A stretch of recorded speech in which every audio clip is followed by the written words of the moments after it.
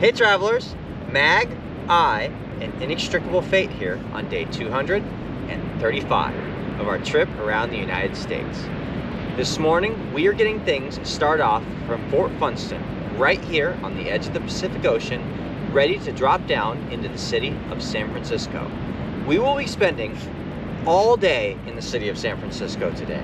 The weather does not look like it's going to be optimal, but it's got just enough of scattered showers and bits of sunshine that we're going to take it on, bring some travel umbrellas, and hope for the best as we find a good parking spot in the downtown area and begin to walk around our way through the virtuals and many of the scenic and historic sites right there along the waterfront near Pier 39. So I expect we're going to get many miles in as we see the sights. I can't wait to see what the city of San Francisco has in store, and I can't wait to show you. So let's get out there and see it together. Come on, let's go. Our day begins at Fort Funston, located on Skyline Boulevard, named for Major General Frederick Funston from the United States Army, who had strong connections to San Francisco and several artillery batteries. Like Milagro Ridge that we visited yesterday, this location 200 feet high above the bluffs of the ocean made this an ideal site for part of the gun battery defense of the San Francisco area. Even after the artillery on site was decommissioned, it still played host to a Nike missile launch site until 1963. Since that time, it was transferred to the National Park Service and is now administered as part of the Golden Gate National Recreation Area. Not only is Fort Funston a premier hang gliding site, but it is also an off-leash dog park. This enabled Aichan to make many new friends as we explored the park this morning. Not all of which walked around on four paws either. This area was loaded with crows who were ever watchful and looking for an opportunity to snag a bite to eat.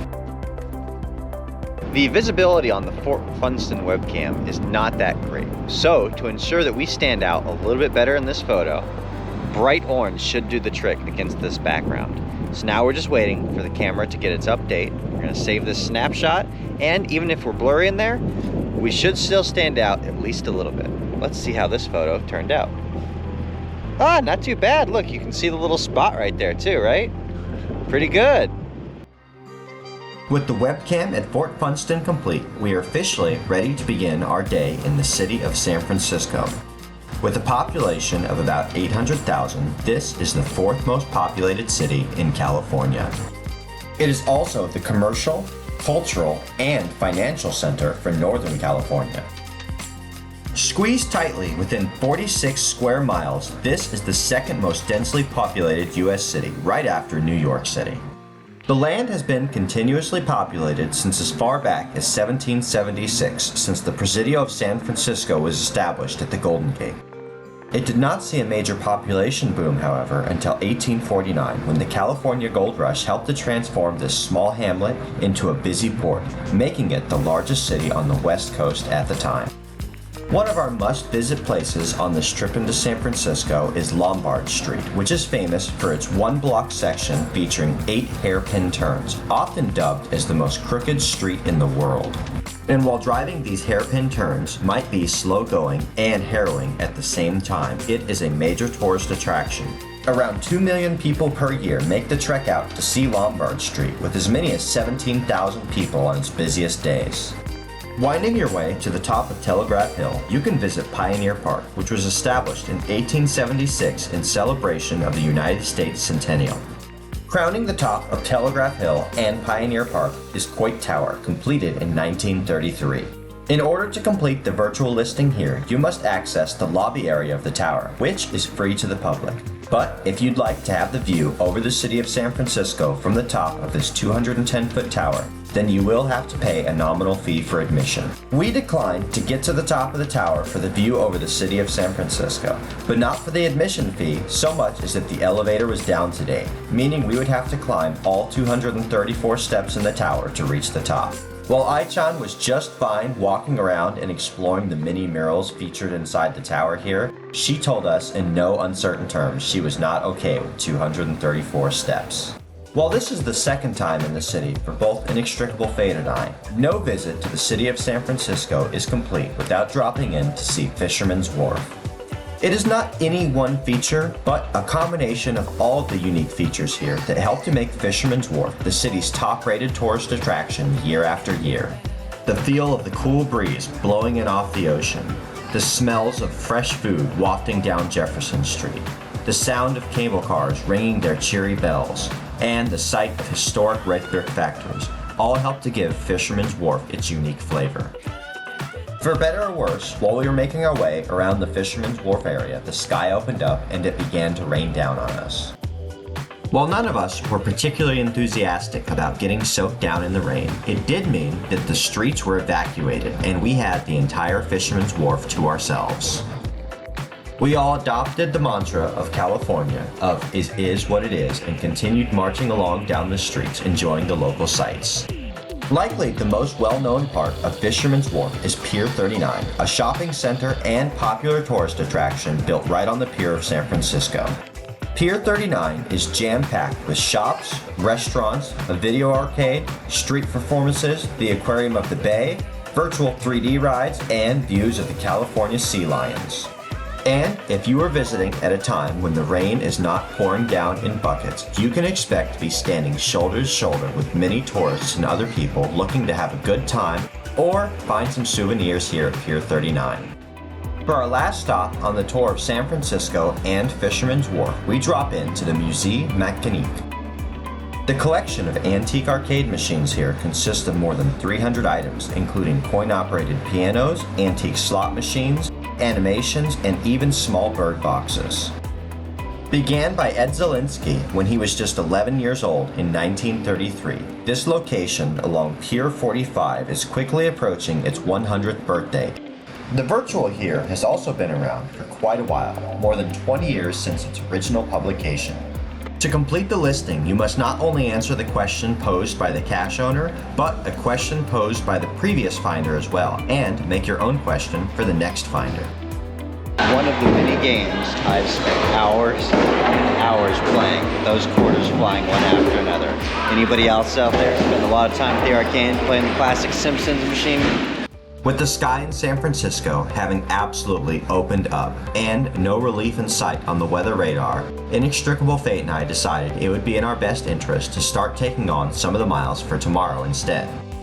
It turned out that this decision and the weather that encouraged it would be a very beneficial decision, as Pacific Coast Highway beyond DeLorme Page 70 was closed. This meant that we had to go up to tag the page and then come back around on a pretty long detour. Whenever we had to stop to make a find, Inextricable Fate and I would play a quick game of paper, rock, scissors to see who would have to jump out in the rain to grab the geocache. It appears I may have an edge in paper, rock, scissors, as Inextricable Fate had to do most of the retrieving while I did most of the staying dry. After making a couple of finds in Elena and Point Reyes Station for our problematic page, we circled around the coastal mountain range and brought ourselves into Bodega Bay to wrap up the day. Here at the point, with just a short walk down the Bodega Bay trailhead, you can track down the Rabbit Eye View geocache placed all the way back in October of the year 2000. The trail meanders across Bodega Head's southern coastal bluffs to offer gorgeous views of the open ocean, sea stacks, and Bodega Bay. On a fair weather day, this would be an ideal location to enjoy the sunset, but on a day like today, you get what you can out of it and continue along the trail, hunting down the geocache you came for. We were pretty excited to find that this was a large geocache container and well sealed from the weather. Not only did the lid of the bucket keep everything inside dry, but the contents of the log and the important items were also bagged up inside. It is comforting to know that instead of getting set behind because of the road closures along Pacific Coast Highway, we have a bit of a lead this time around. That offered us some peace of mind as we sat out over the bluffs and enjoyed the sun dropping down into the Pacific Ocean once again. All right, that is going to do it for our day. And it did not go quite as we had originally planned, but we were able to roll the punches in a meaningful way today and make the most of our time, despite the weather conditions. We started off our morning in Fort Funston, overlooking the Pacific Ocean, and considering hang gliding for only about a moment or so, and then decided that probably wouldn't be in our best interest. After that, we made our way into San Francisco and were able to tour our way through the city, starting with Lombard Street and working our way to the historic Pier 39. Unfortunately, at that point, the weather decided it was no longer willing to cooperate, and while we were out there, the skies opened up on us. By the time we made it back to the car, we were all soaked to the bone. Looking at the weather radar beyond that, the rest of the day in the San Francisco area called for nothing but more rain. Knowing what we were up against if we continued to hike around doing the virtuals in the San Francisco area, we decided to continue on with our miles for tomorrow. That was for the best, because there are road closures leading out of page 70, meaning we had to come into the page and then work our way back out to come around to Bodega Bay where we are now. That would have been a major time killer tomorrow, but being ahead today made all the difference that tomorrow we're going to be right where we want to be for an enjoyable day as we work our way further up Pacific Coast Highway. For now, we're going to enjoy a beautiful sunset right here at Bodega Bay and then get ready for our drive tomorrow. Thank you guys for joining us on this wet, rainy tour, working our way up from San Francisco to where we are now along the coast. Like this video, subscribe to stay tuned for daily updates, and we'll see you out on the trails.